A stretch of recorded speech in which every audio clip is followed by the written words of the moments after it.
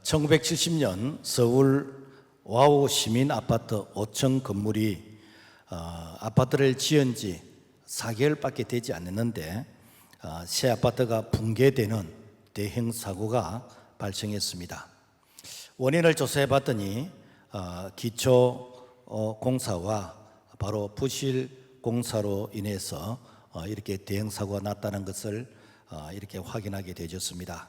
그런가 하면은 일본 동경에 제국 호텔이 있는데 이 호텔은 지은 지 52년이 지났을 때에 동경 대지진이 일어났습니다.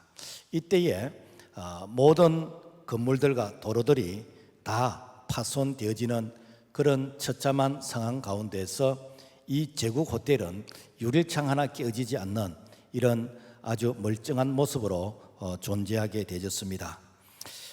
그 이유가 무엇인가 이렇게 확인해 봤더니 기초 공사와 그리고 건물을 아주 이렇게 튼튼하게 지었다라는 사실을 확인하게 되었습니다. 어느 정도 튼튼하게 지었는가? 기초 공사만 2년을 이렇게 했다는 것입니다. 많은 사람들이 꼭 그렇게 해야 되느냐?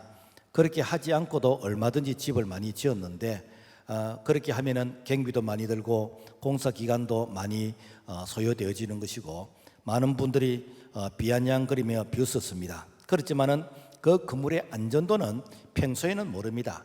지진이 나고 태풍이 불고 비바람이 치고 물이 땅에 창이라게 될 때 그때에 이상이 없는 그런 건물들이 바로 이렇게 그 안전을 검증받는 기회이다라는 것입니다. 오늘날 우리 신앙도 마찬가지입니다. 평소에는 모든 사람이 다 신앙이 좋은 것처럼 보입니다. 그래서 신앙이 어떤 경륜이 화려하고 모태 신앙도 될 수 있고 또 내가 교회에서 직분도 이고 내가 교회에서 뭘 봉사하고 있고 그러면서 자기 자신의 화려한 모습을 이렇게 자랑할 수 있는데 사실은 그 신앙이 한번 검증을 거쳐야 됩니다. 그리해야 진짜 그리스도인인지 알곡인지 쭉정인지 우리가 구분을 할 수가 있습니다. 오늘 그 사실을 주님은 말씀하시기를 마태복음 7장 25절에 비가 내리고 창수가 나고 바람이 불어 그 집에 부딪히되 무너지지 아니하나니 이는 주초를 반석 위에 놓은 연고요 나의 이 말을 듣고 행치 아니하는 자는 그 집을 모래 위에 지은 어리석은 사람 같으니라. 그러니까 신앙의 검증은 비의 시험 그리고 창수의 시험 그리고 이 바람의 시험 이 3대 시험을 통과해야 그 사람의 신앙을 이렇게 검증해 볼 수 있는 그런 기준이 될 수 있다라는 것입니다. 그렇다면은 비의 시험이 무엇인가? 이 비의 시험은 실제로 하늘에서 폭우가 내리고 태풍이 불고 비바람이 치는 이런 시험이 아니라 하늘부터 내려오는 그런 시험이라는 것입니다. 이걸 갖다 뭐라는가? 영적 시험이다. 우리가 비행기를 타고 하늘 높이 올라가 보면은 새로운 사실을 발견하게 되어집니다. 특히 보잉 747 같이 아주 큰 비행기를 타고 유럽이나 미국으로 이렇게 여행을 하게 되어지면은 그 비행기가 이렇게 운항하는 그 고도가 한 10일 내지 10일 내지 한 50km 정도 되어지는 그 정도 이게 고도라는 것이죠. 그러니까 거기는 구름청이 없고 비바람이 없고 참 이렇게 눈비가 내리지 않는 바로 성층권이다. 성층권이다. 그래서 이 성층권에는 늘 쾌청합니다. 늘 맑아요. 우리가 비행기를 타고 밑을 내려다 보면은 저 아래 그야말로 솜사탕 같은 구름이 있는 것을 우리가 보게 되어집니다. 우리의 신앙도 영적으로 내가 높은 고지에 올라가게 되지면은 거기는 비바람이 없어요. 소위 말해서 이 땅에서 경험할 수 있는 내가 염려와 걱정과 그리고 고통과 괴로움을 내가 느끼지 않는다는 것입니다. 성경은 이 사실에 대해서 교훈하기를 빌보서 3장 1절 위의 것을 찾으라 거기는 그리스도께서 하나님 우편에 앉아 계시니라 위의 것을 생각하고 땅의 것을 생각하지 말라. 왜냐하면 거기에는 주님이 계시고 주님의 평강이 우리에게 임하기 때문입니다. 그래서 이 성전권의 이 평안이 오늘 우리 성도들의 가슴 속에도 임하기를 소원합니다. 문제는 뭔가 하면은 이 성정권 아래 그 대륙권이라는 거죠. 그러니까 지상에서 한 10km까지가 이렇게 대륙권이 되어지는데, 여기는 구름층인 것이고 비가 내리고 눈이 내리고 바람이 부는, 그래서 국내선 비행기들이 보면은 이 대륙권 이게 밑으로 주로 이렇게 운항을 하게 되어지죠. 그래서 비바람이 세게 불면은 비행기가 이륙하지 못하고, 또 비행기가 이륙했다 할지라도 이렇게 기체가 흔들리게 되어지는 그런 모습을 우리가 많이 경험하게 되어집니다. 우리의 영적으로도 믿음이 낮으면은 이 땅에서 경험할 수 있는 그런 어떤 시기와 질투와 미움과 분쟁을 다 경험하게 됩니다. 쉬운 말로 하면 한시도 바람 잘 날이 없게 되어지는 이런 현상을 우리가 경험하게 됩니다. 바로 이것은 마귀 사탄이 공중권세를 잡고 우리를 이렇게 시험하고 우리의 신앙을 방해하기 때문입니다. 우리가 이 공중권세 잡은 이 악한 영의 이 시험을 우리가 성경에서 우리가 한번 찾아볼 수 있는데, 다니엘서 10장 12절의 말씀 보면은 다니엘아 두려워하지 말라. 첫날부터 너 말이 응답받았으므로 내가 너 말로 말미암아 왔느니라. 그런데 바사 왕국의 군주가 21일 동안 나를 막았으므로 내가 거기 바사 왕국의 왕들과 함께 머물러 있더니 가장 높은 군주 중 하나인 미가엘이 와서 나를 도와주므로. 무슨 말인가 하면은 이 다니엘이 이 자기 나라 유다 나라가 바벨론의 포로로 잡혀가게 됐는데, 이 포로 생활을 하면서 하나님, 우리나라 운명이 어떻게 됩니까? 앞으로 우리나라는 어떻게 될 것입니까? 라고 하면서 하나님께 기도했더니 하나님께서 기도하는 첫날 하나님이 응답하셨습니다. 그런데 하나님은 응답하시는데 이 공중권세 잡은 이 바사 왕국, 이 바사 왕국은 영적으로 보면은 바로 이 악한 마귀가 이 조직적인 그런 국가를 형성하고 그리고 단체를 형성하고 있는 아주 거대한 이런 조직, 이게 21일 동안 그 응답을 방해함으로 말미암아, 그래서 하나님 왜 기도에 응답하지 않습니까? 라고 했을 때 하나님께서 미가엘 천사를 통해서, 그러니까 악한 마귀와 대적에서 싸우도록 이 미가엘 천사를 보내어서 그래서 이 응답이 이루어지도록 바로 도와준 이 사실이 영적 세계에 바로 성경에 있는 내용의 말씀인 것입니다. 오늘날로 말하면은 이 영적 세계가 있는데 이 공중권세 잡은 이런 악한 영의 세력이 있다는 것입니다. 우리가 이 영적 세계, 이 사탄의 세계를 보면은 원래 하나님께서 이 사탄을 창조하지는 않았어요. 하나님께서 이 영의 세계, 이 천사의 세계가 이게 피조물의 세계보다 먼저 창조되어졌는데, 하나님 보좌에서 수종 들던 그 이렇게 천사가 하나님과 동등됨을 이렇게 여김을 받기 위했던, 바로 그 천사가 하나님으로부터 이렇게 버림받게 되어지는, 하나님으로부터 저주를 받게 되는데, 바로 그 천사가 바로 루시퍼, 원어적으로 루시엘이다. 천사 중에서 가장 이렇게 높은 그 천사다.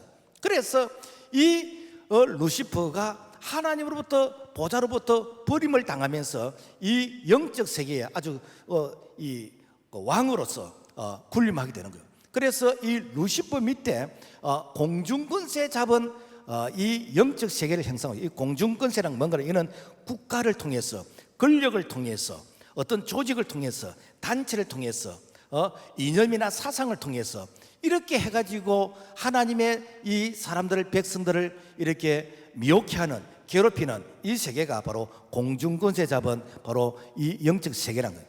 그 밑에 세계가 바로 귀신들, 마귀들, 사람들을 이렇게 괴롭히는 바로 그런 이렇게 순서로 되어져 있습니다.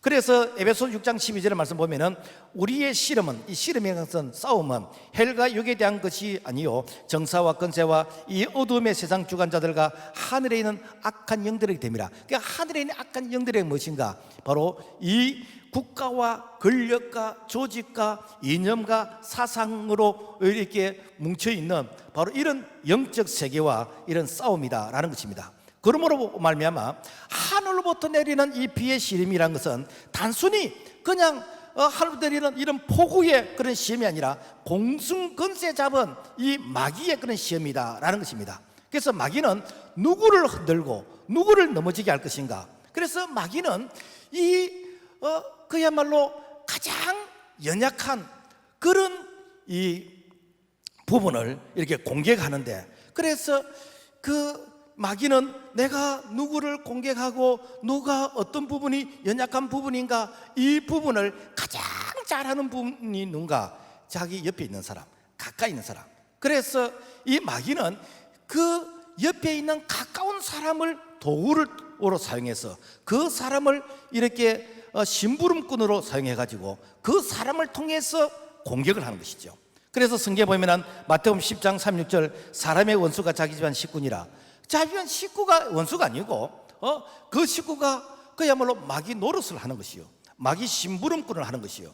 우리가 가끔 뭐 부부지간에 싸운다든지 아니면은 어떤 뭐 직장 동료끼리 싸울 때 마귀 짓을 하는 경우가 있습니다. 그 사람이 마귀가 아니고 마귀가 그 사람을 도구로 쓰는 것이죠.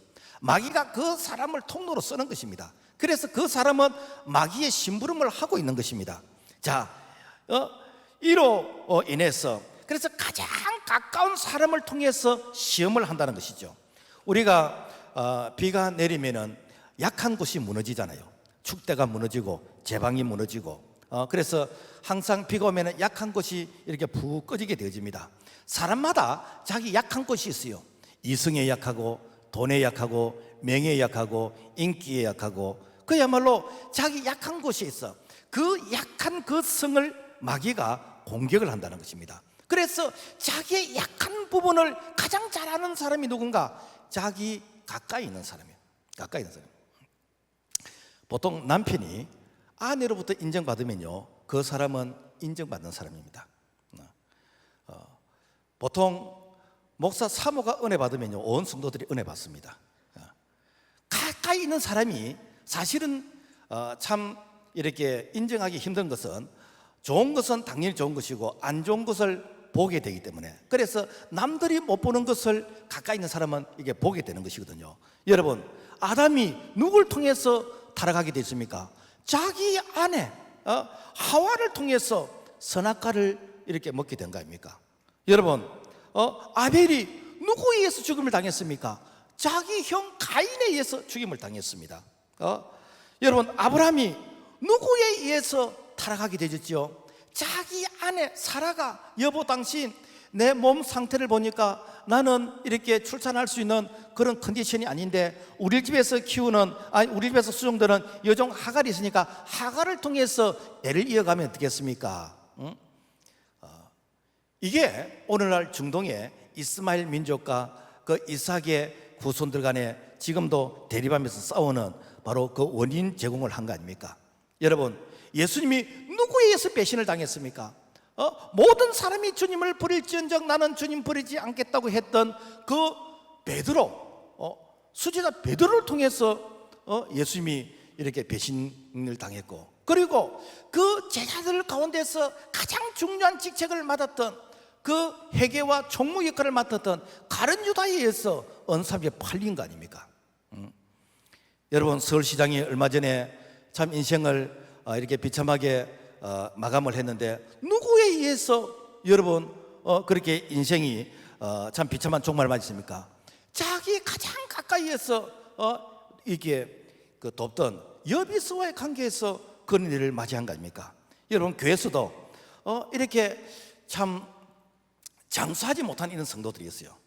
다른 말하면은 오래 있지 못한 사람들, 그런 사람들 대부분의 특징이 무엇인가 하면은 목사님 가까이에서 혼자 사랑을 독차지하려고 그래서 참 다른 사람보다 더 많이 목사님을 사랑하는 것 같은 그런 사람들이 나중에 가장 먼저 이렇게 목사님의 어떤 실망감을 느끼고 이게 떠나가는 그런 모습들을 자주 봅니다.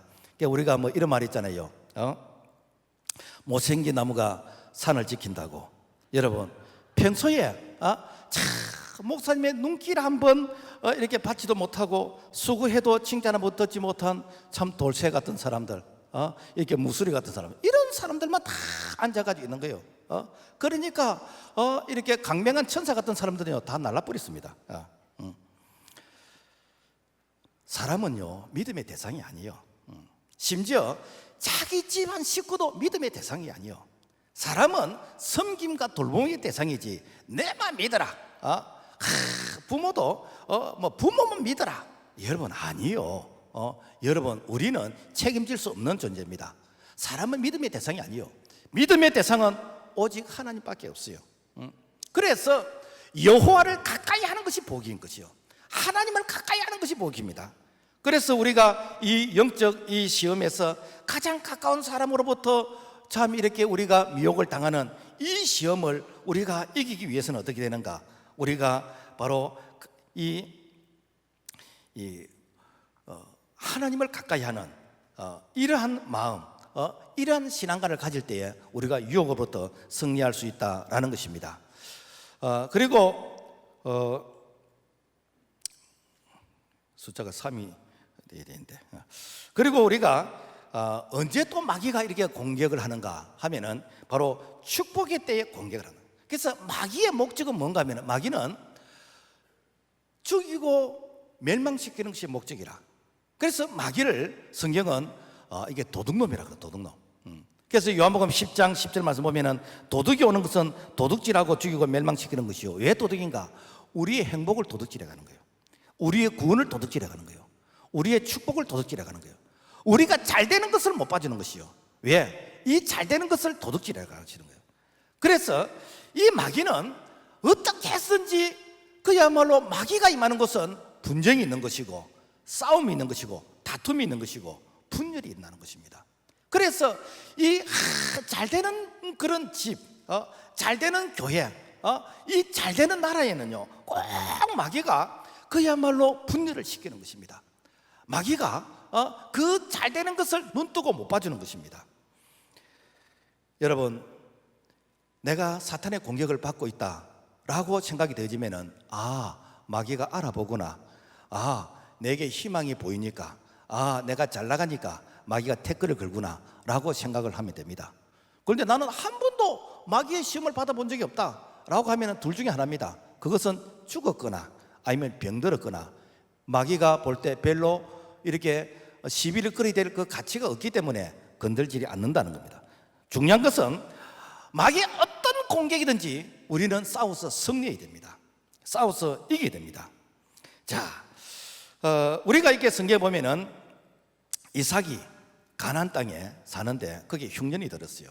그래서 소문을 들으니까 저기 애굽으로 가면은 거기는 이렇게 참 풍년이 들어서 먹고 사는 것이 아주 편하다는 얘기를 들었습니다. 그래서 애굽으로 내려가려고 하는데 하나님께서 가지 마라. 가지 말고 이 땅에 거하면은 내가 너에게 복을 주겠다. 그래서 이삭이 이 땅 가나안 땅에 거하게 되는 거예요. 그러니까 농사를 지었더니 한 해에 100배의 소득을 얻게 되었습니다. 그리고 이 샘을 파면은 샘이 터지는 것이요. 우리는 지하수를 뭐 이렇게 뚫으면은 거의 다 어디든지 물이 나오는데 중동 지역에서는 이 지하수 하나 이렇게 개발한다는 이것이 마치 우리가 석유 시추공 하나 발견한 것만큼 그만큼 가치 있는 것입니다. 그런데 이삭은 땅만 파면은 샘이 터지는 것이요. 그러니까 뭔가 블레셋 사람들이 와가지고 시비를 걸면서 빼앗는 것입니다. 아니, 우리가 땅을 팔 때는 샘이 안 터지는데 왜 당신은 여기 땅을 파면 샘이 터지냐는 거. 왜? 하나님께서 축복하시기 때문에. 그러니까 오늘날 여러분요, 이 마귀가 시기할 정도까지 우리가 복을 받아야 됩니다. 그래서 이 악한 마귀는 하나님의 사람이 잘 되는 것을 눈뜨고 못 봐줍니다. 마리아가 이게 구원자 메시아 예수 그리스도를 성령으로 잉태하고 그리고 이제 출산하게 될 때에, 탄생하게 될 때에, 그때에 당시에 헤롯 왕이 2살 이하의 모든 사내아이는 다 죽이려고 했습니다. 왜 그런가? 메시아가, 구원자가, 왕이 태어났다는 것은 자기가 볼 때는 이거는 경쟁자라, 라이벌이라. 그러니까 어릴 때부터 죽이게 되겠다는 거예요. 이게 뭔가? 마귀의 속성이라는 것입니다. 여러분, 스데반이 초대교회 때 막 복음을 전하면서 이 복음이 예루살렘에서 막 이제 퍼져가는 거예요. 그러니까 되는가? 동족 유대인이 시기해가지고 그리고 이 사울이 시기해서 스데반을 죽이는 것이요. 지금 말하면은 우리가 전도하고 그래서 가정이 이렇게 복음화가 되어지고 그 지역이 복음화가 되어지고 참 이렇게 사람들이 예수 믿고 복을 받으면 어떻게 되는가? 반드시 악한 마귀가 한번 흔들어보는 시험을 한다는 것입니다. 우리 교회가 이 예배당을 건축할 때 이게 마귀가 볼 때는 이 대성전 이 예배당이 건축되지면 앞으로 예수 믿을 사람들이 얼마나 많겠는가, 이렇게 해가지고 그야말로 교인들을 빼내가지고 개척을 하게 되지는, 또 당을 지어서 이렇게 사람들이 나가게 되지는, 이거는 성령이 하는 일이 아닙니다. 이거는 악한 마귀가 하는 것이요. 그래서 악한 마귀는 항상 죽이고 멸망시키는 것이기 때문에 그 결과는 항상 안 좋은 쪽으로 드러나게 되는 것입니다. 남자들은 모이면은 안 빠지는 얘기가 군대 얘기입니다. 여자들이 제일 듣기 싫은 얘기가 군대 얘기. 거기서 더 듣기 싫은 얘기가 군대에서 비 올 때 축구했던 얘기. 그런데 최전방 27사단 그 이기자라는 이런 부대가 있습니다. 이 부대는 육군 중에서 훈련이 세기로 아주 유명합니다.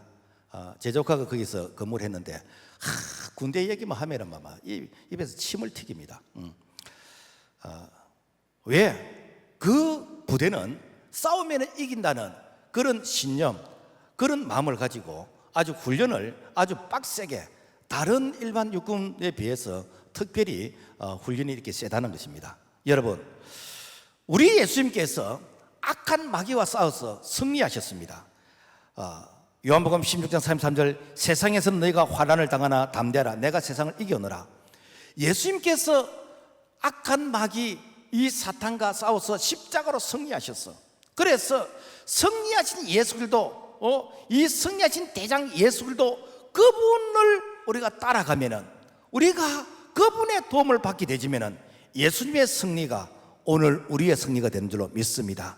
그래서 마귀 사탄이 어떻게 우리를 공격한다 할지라도 그럴 때마다 어떻게 하는가? 바로 대장 되신 예수 그리스도, 그분의 도움을 구하고 우리가 그분의 가르침을 따라가게 될 때 반드시 우리에게는 승리의 그런 기쁨만 있게 될 줄로 믿습니다. 그 다음에 이 악한 마귀는 어둠의 영으로서 그래서 나라와 민족에게 임하게 된다는 것입니다. 다니엘 10장에 보면은 은총을 크게 받은 사람 다니엘아, 그런데 바사국 군이 21일 동안 나를 막았으므로 내가 거기 바사국 왕들과 함께 머물러 있더니 군장 중 하나인 미갈이 와서 나를 도와주므로 이제 내가 말이래 너 백성에 당할 일을 내게 깨닫게 하러 왔노라. 무슨 말인가? 하나님, 유다 나라의 운명이 어떻게 될 겁니까? 하나님, 그러면 우리 민족은 어떻게 됩니까? 이런 문제를 가지고 하나님께 기도했더니 하나님이 응답하셨어. 그런데 바사국 왕이 막았다는 것입니다. 지금만 말하면 하나님, 앞으로 우리나라가 어떻게 될 것입니까? 하나님, 앞으로 교회는 어떻게 될 것입니까? 그러면 우리 그리스도인들은 어떻게 됩니까? 이런 문제를 얻고 기도했더니 하나님께서 보여주시기를 어둠의 영이 이렇게 한국을 덮고 있는 이런 모습을 보여주신다는, 그러면서 그 어둠의 영에 있어 교회가 고통을 당하는 이 모습을 오늘 우리에게 보여주시다라는 것이 바로 다니엘의 그 기도가 오늘 우리에게 바로 이렇게 적용되지는 이 내용이다라는 것입니다. 최근 코로나 바이러스 감염 예방으로 교회만 모든 소그룹을 이렇게 중지를 시켰습니다. 참 보면은 웃기는 얘기가 되게 많이 있어요.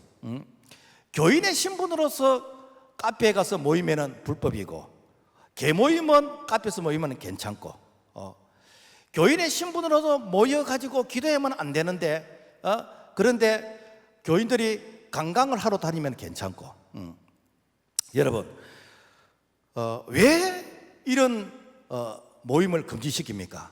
이것은 그냥 순수한 동기는 아니에요.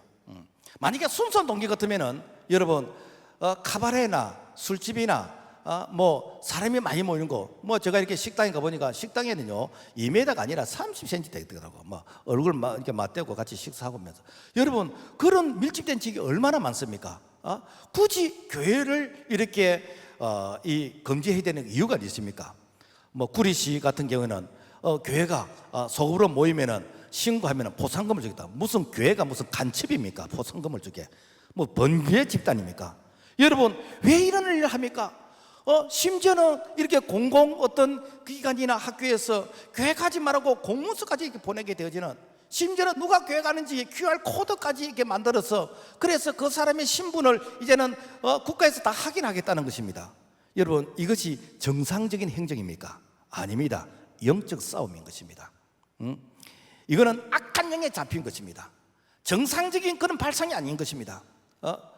우리 민족이 어떻게 해서 이렇게 잘 살고 복을 받았습니까? 뭐 세상 사람들은 이런 말 하면 좀 듣기 싫어하고 특히 좌파들은 아주 듣기 싫어합니다.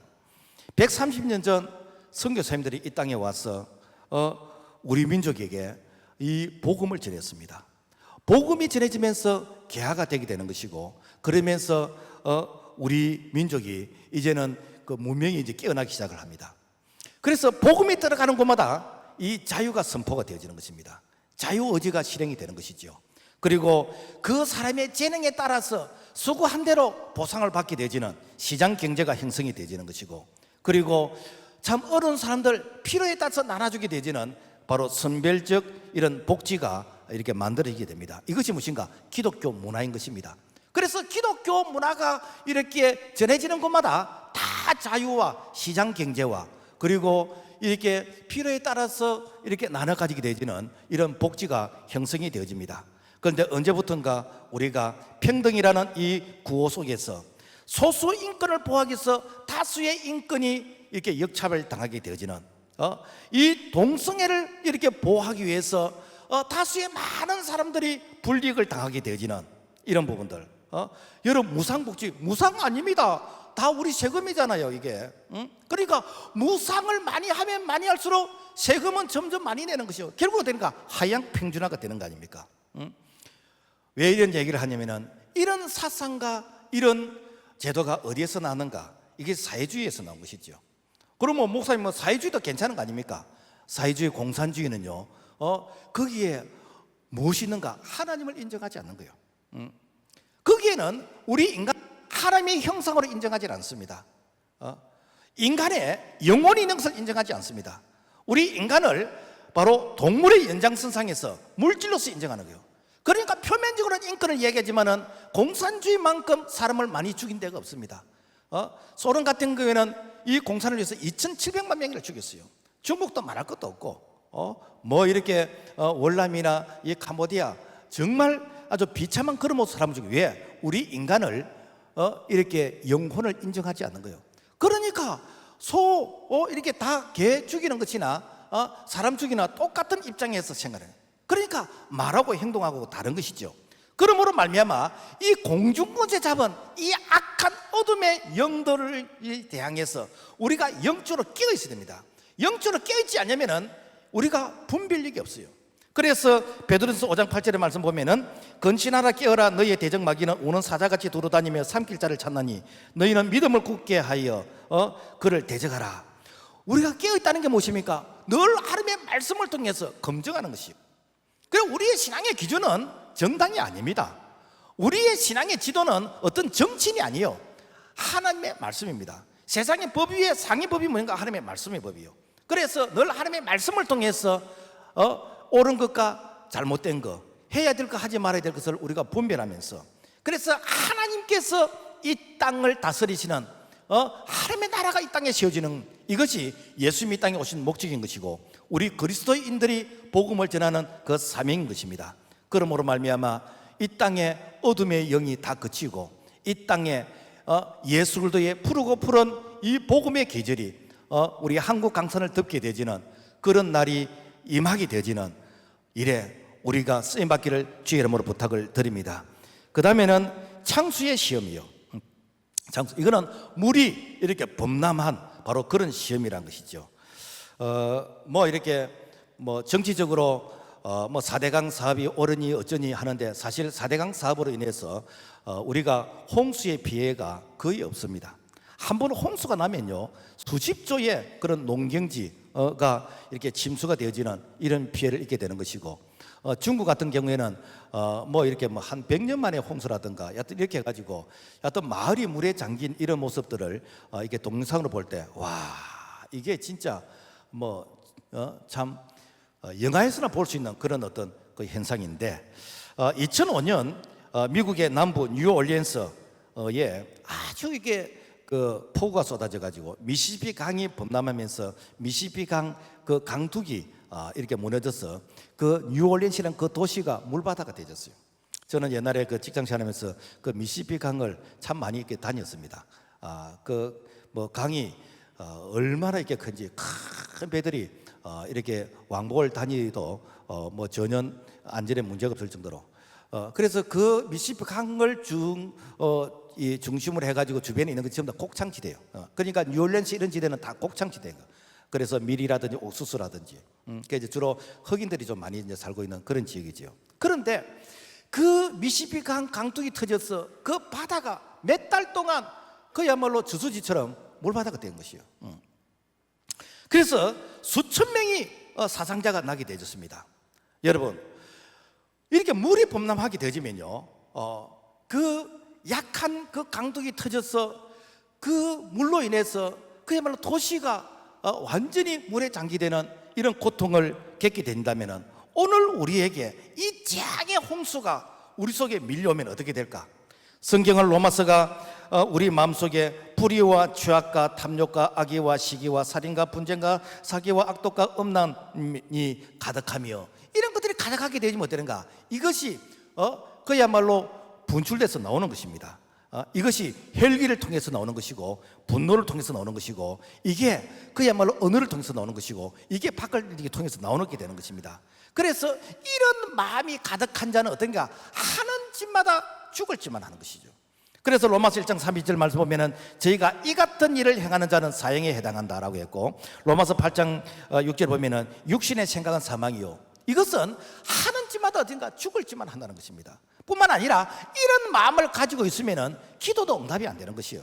그래서 시편 66편 18절 말씀 보면은 내가 내 마음에 죄악을 품면은 주께서 듣지 아니하시리라. 이런 마음이 가득하면은 네가 기도해도 금식 기도해도 부르짖어도 네 기도 안 듣는다는 것입니다. 그러니까 이런 자에게는 우리의 마음속에 그리스도의 마음을 채워야 돼요. 그리스도의 마음.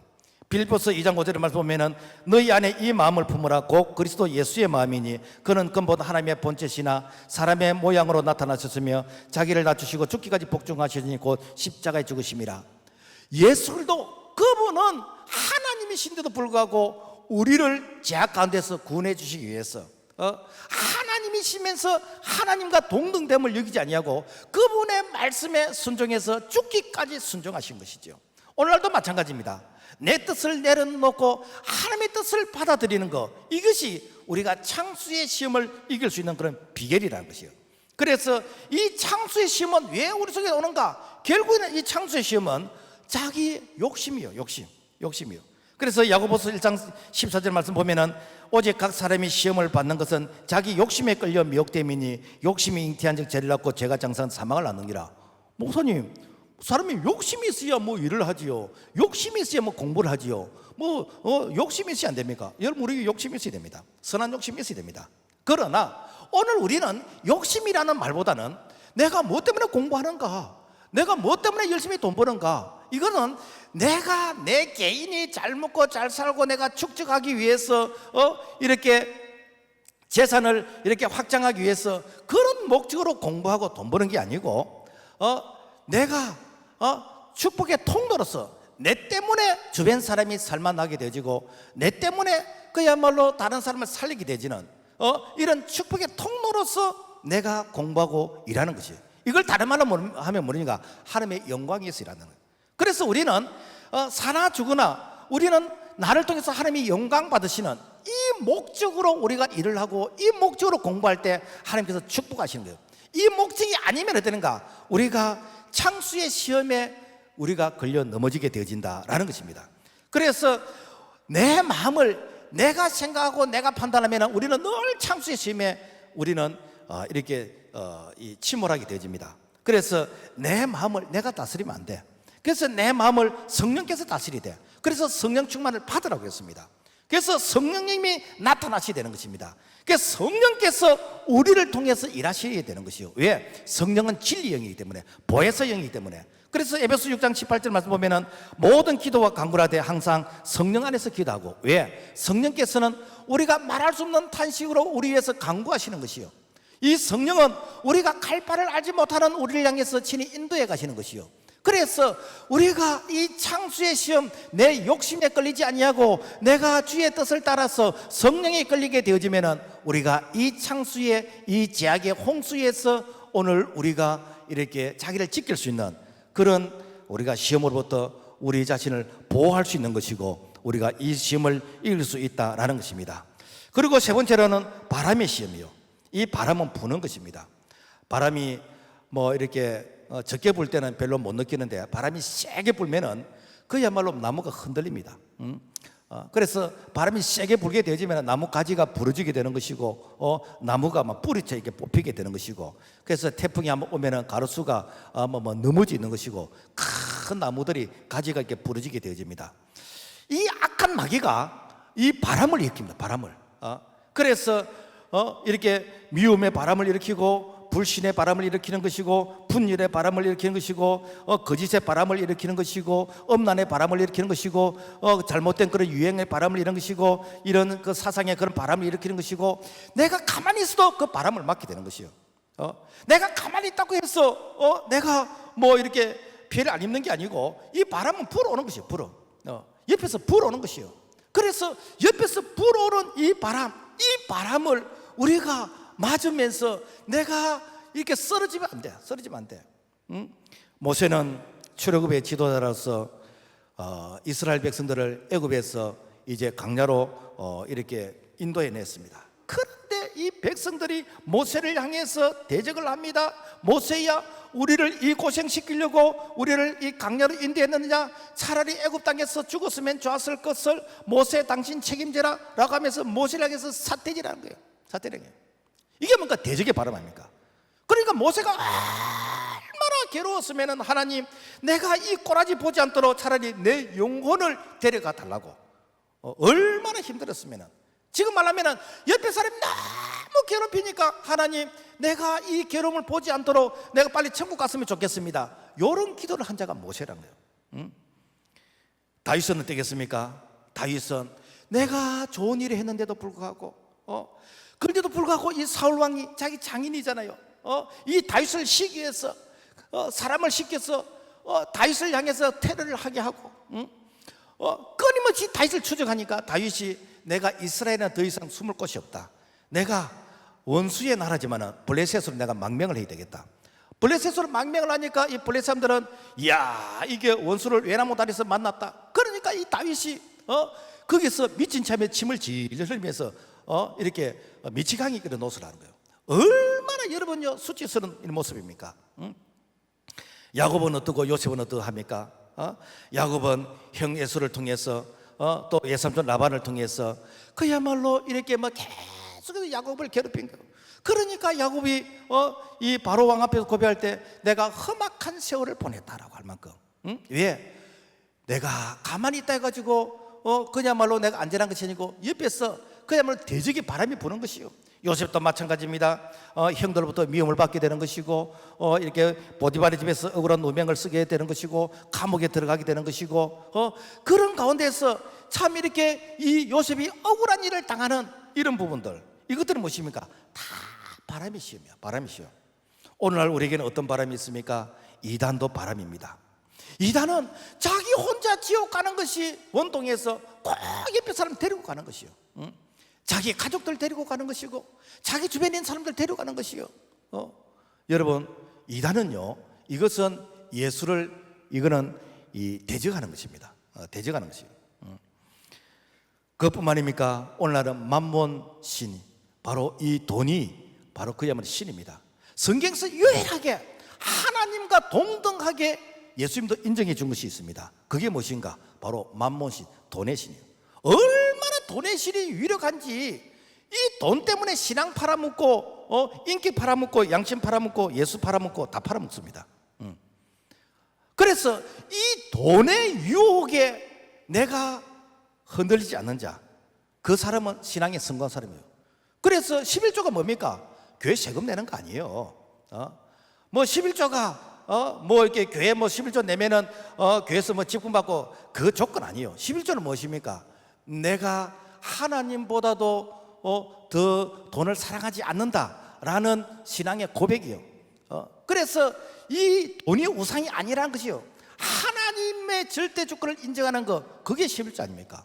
그런데 이게 안 된다는 것은 내가 하나님과 돈을 동등하게 생각하고 있고 하나님보다도 내가 돈을 더 중요하게 생각하는 거, 이것이 뭡니까? 만몬신이잖아요. 오늘날 가장 무서운 게 또 무엇인가? 포스트 모더니즘 사상이에요. 소위 말해서 모든 것이 상대적이라는 것입니다. 절대적이라는 게 없다는 것입니다. 기독교에서 말하는 예수 믿어야 천국 간다, 그런 쓸데없는 소리 하지 말라는 거예요. 성경이 진리다, 그런 말이 하지 말아라.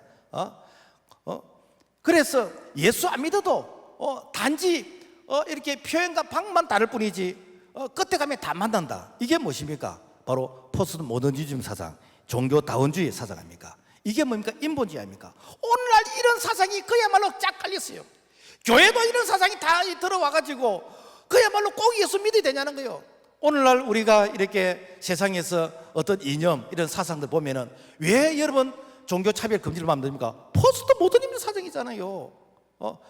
기독교만 권있다, 그런 쓸데없는 소리 하지 말아요. 그런 소리를 하니까 분쟁이 일어난다는 거예요. 그래서 그런 소리 못하게끔 하는 게 무엇입니까? 이게 종교차별 금지법 아닙니까? 이것이 제정이 되어지면은 예수 믿어 구원받는다, 이거면은 이제는 고발당하는 것이요. 우리가 전에는 열심히 하면은 이렇게 교회가 부흥한, 이제는 열심히 하면은 범죄 취급당하는 그런 시대를 우리가 눈앞에 보고 있다는 것입니다. 이게 뭡니까? 오늘날 이런 바람이라고, 바람. 그렇다면은 이런 바람을 종교 개혁자들은, 신앙의 선배들은 어떻게 극복을 했는가? 이 1517년 마틴 루터가 이 종교 개혁을 할 때에, 그때에 로마 가톨릭부터 얼마나 핍박이 심했지.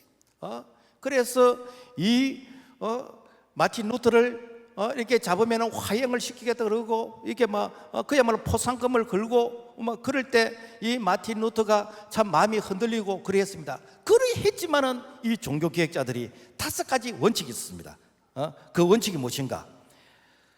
오직 성경, 옳고 그름의 판단의 기준이니까 성경이라. 그래서 디모데서 3장 16절 모든 성경은 하나님의 감동으로 된 것이로. 그래서 당신 말이 맞냐 틀리냐 그런 거 가지고 논쟁하는 게 아니에요. 성경이 뭐라고 되어 있냐, 성경을 보잖아. 오직 예수, 다른 이로서는 구원을 얻을 수 없나니 천하인간의 구원을 얻을 만한 다른 이름을 우리에게 주시니 이름이니라. 오직 예수라, 오직 예수. 뭐 다른 지도자도 아니라는 거예요. 그리고 오직 믿음이란 거죠. 오직 의인은 믿음으로 말미암아 살리라. 믿음이 신앙의 중심이라는 것입니다. 오직 은혜라는 것이죠. 우리가 구원받는 것은 어떤 행위를 통해서, 그 사람의 성품을 통해서 되는 것이 아니고 오직 하나님의 은혜라는 것입니다. 그리고 이 모든 것이 다 하나님께 영광이라는 거. 오직 하나님께 영광. 너희가 먹든지 마시든지 무엇을 하든 다 하나님의 영광을 위해서 하라. 그래서 우리의 중심이 무엇인가? 종교개혁자들은 오직 성경이고 오직 예수고 오직 믿음이고 오직 은혜고 오직 하나님께 영광이 있다면, 이것을 압축하면 오늘 우리는 오직 하나님 중심이 되는 거예요. 오직 하나님의 말씀이 중심이 되는 거예요. 오직 주님 십자가의 피로 값주고 사신 교회가 중심이 되는 거예요. 바로 이런 중심을 가지게 될 때에 우리가 이 바람으로부터 우리가 흔들리지 않고 우리가 자기 자리를 지킬 수 있는 그런 건강한 믿음이 되는 줄로 믿습니다. 그렇다면 우리가 시험부터 승리하기 위해서 우리가 어떻게 해야 되는가? 25절 보면은 비가 내리고 창수가 나고 바람이 불어 그 집에 부딪히되 무너지지 아니하나니 이는 주초를 반석에 놓은 연고로. 그러니까 반석 위에 집을 세우라. 반석. 그러니까 반석이 무엇인가? 고린도서 10장 4절 그 반석은 곧 그리스도시라. 그리스도 예수가 반석이라. 그 예수 위에 우리의 신앙을 세우라.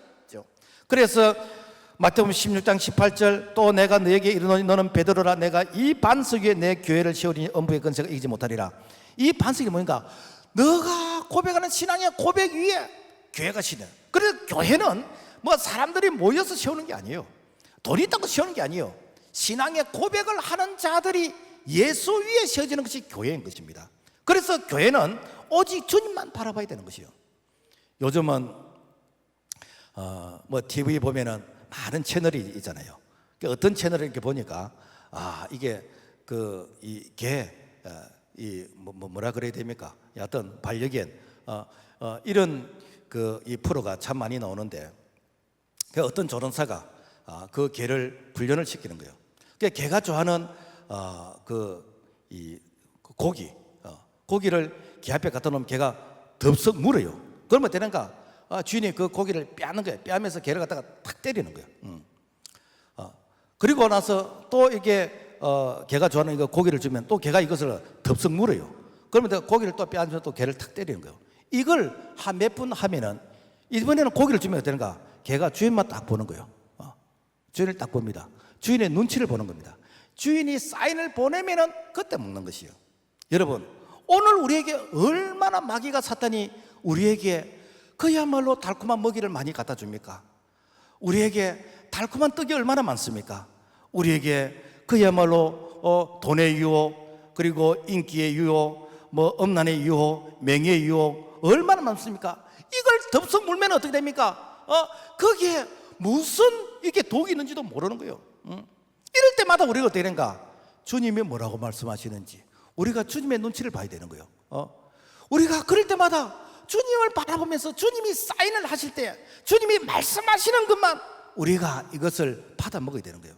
그런데 우리가 주님 바라보지 아니하고 그야말로 내가 땡긴다고 했어, 내가 좋아한다 해서 이것을 그야말로 다 받아 먹게 되지면은 이제 참 뭐 이단의 그런 유혹에 넘어지게 또 되는 것이고, 우리가 신앙의 그런 참 이 배탈을 만나게 되지는 그런 어려움을 겪게 되어지는 것입니다.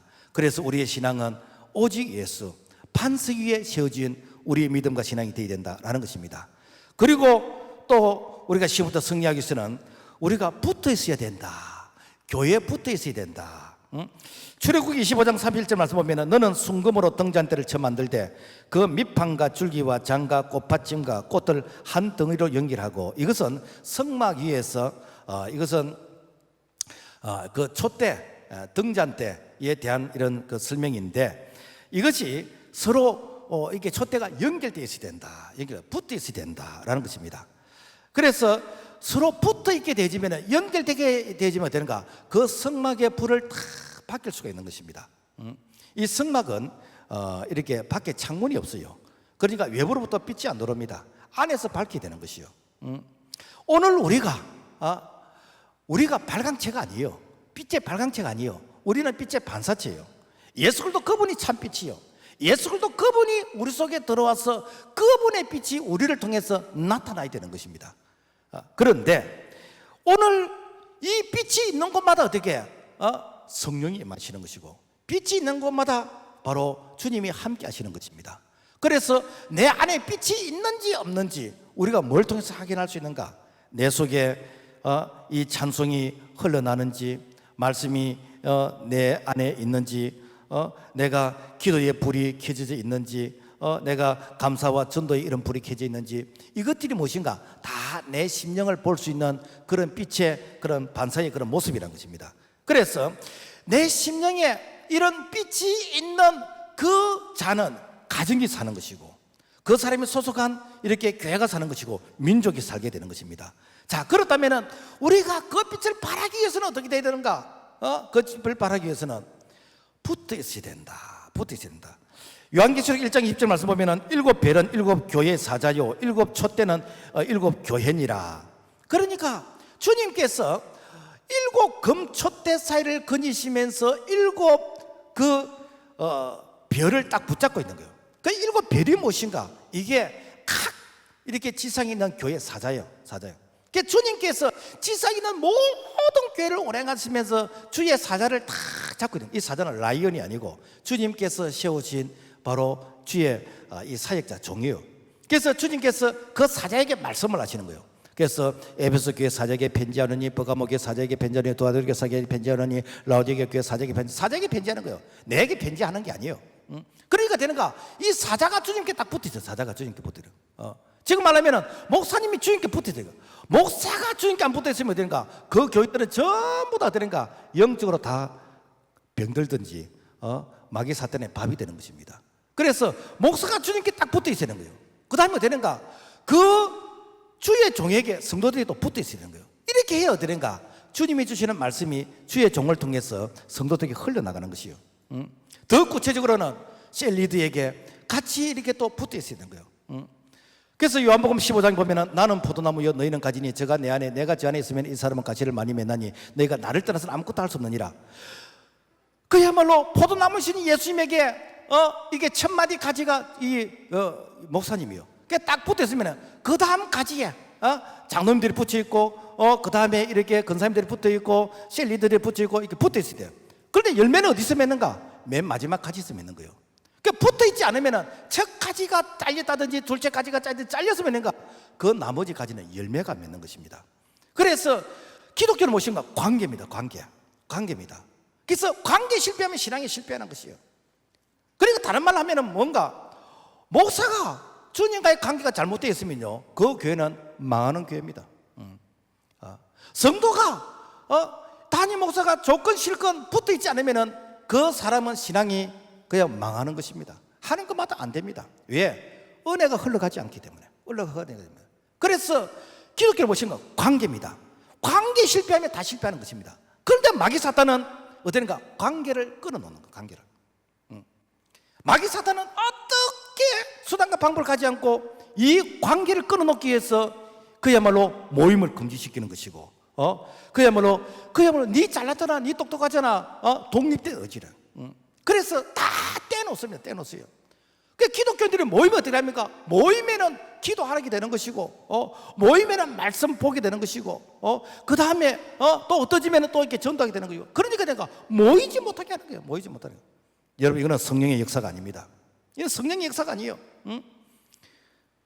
정부에서 기독교인들을 모이지 못하게 합니다. 왜 모이지 못하게 할까? 포괄적 차별금지법 이거 제정될 때까지 못 모이게 하는 거예요. 왜? 모이면은 모여서 반대하고 모여서 기도하면서 이런 일에 대해서 자기 소신을 이렇게 발표하니까. 여러분, 교회가 그렇게 위험한 것입니까? 여러분, 술집이나 카바레나 여러분 다른 식당에 가보세요. 제가 이렇게 복날이 돼서 삼계탕집에 갔더니 와, 줄을 서서 먹는데 생판 모르는 사람하고 앞에 마주 보면서 이렇게 밥 먹었어. 왜? 자리가 뭐 급밖에 안 나니까. 그것도 싫으면 뭐 돌아가든지 배짱이에요. 여러분, 그런 곳에서 누가 열 체크를 했습니까? 누가 거리 체크를 했습니까? 그런데 왜 여러분 이렇게 교회를 향해서 모임을 금지할까? 영적 싸움인 것입니다. 이게 하늘의 악의 영들에게 싸움인 것입니다. 공중거제 잡은 악한 영과의 싸움인 것입니다. 이 악한 영과의 싸움에서 실패하면 다 실패하는 것입니다. 우리의 씨름은 헬과 육에 대한 것이요 정사와 권세와 하늘에 있는 악의 영들에게 대하면 사람이 아닙니다. 그 사람 속에 악한 영이 그야말로 악한 대변인의 노릇을 하게 하는 거예요. 마귀의 심부름을 하는 것이요, 마귀의 변호사 역할을 하는 것이요. 말씀을 맺겠습니다. 시험은 반드시 이기게 됩니다. 진자는 이긴 자의 종이 된다고 했습니다. 우리가 내 힘으로서는 할 수 없지만은 승리하신 예수 그리스도, 대장 되신 예수 그리스도, 우리가 그분을 따르면서 그분의 말씀 안에서 우리가 믿음으로 걸어가게 될 때 우리 예수님께서 반드시 알과 쭉정이를 구분하듯이 선악간에 판단하시고 우리 안에서 반드시 하나님의 정의와 공의를 이 땅에 세우게 되어지는, 오늘 우리가 정말 진리의 편에서 정의의 편에서 하나님의 말씀이 이 땅에 참 세워지는 그날이 이르는 날이 속히 오도록 우리 모두가 기도하면서 영적인 싸움에서 승리될 줄로 믿습니다. 하나님 아버지, 감사합니다. 사람의 눈으로 보면은 사람들만 앉아 있는 것 같지만은, 그러나 이것이 사실이 아닌 것은 성령 하나님이 우리 가운데 계시고 어둠의 영이 우리를 미혹하게 하고 있는 이 사실을 우리가 깨뚫어 보면서 영적으로 우리가 깨어서 어떤 시험이든지 능히 승리할 수 있는 그런 믿음의 사람이 될 수 있도록 도와 주시옵소서. 예수 이름으로 기도합나이다. 아멘.